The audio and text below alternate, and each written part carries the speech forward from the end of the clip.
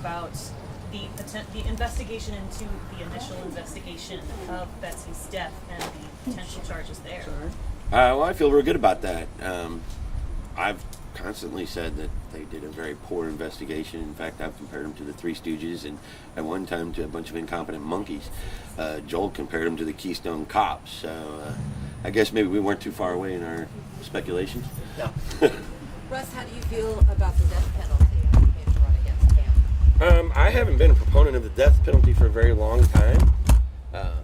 But in this case, I tend to agree with Mike Woods. Actually, he and I had a discussion where he outlined exactly what he said up there today, and I agreed with him.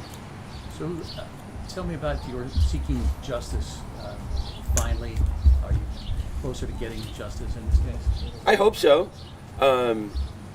As Mike Wood indicated, they're investigating every little nook and cranny in this case, so I hope that, and it's long been my belief that Pam Hupp had accomplices, and I hope that that is brought to light and that they get prosecuted as well. Who do you think her accomplices were? Travis Hupp and Mark Hupp. What were your thoughts when they said that people lied on the stand, and just hearing about all of those accusations? Well, I knew they were lying when they did it. So I'm glad they're actually bringing that to light and wanting to prosecute those people for perjury. Did you ever think you'd see this day? I was always hopeful, but I wasn't always sure that I'd see the day until Mike Woods called me and told me that this was going to happen. 10 years. 10 years is a long time from the day it happened all the way to this day. I mean, a lot of things happened between this day and this one. Could you imagine this happening? Well, this whole thing has been unimaginable from the very beginning, and it's not something that anybody could have even written.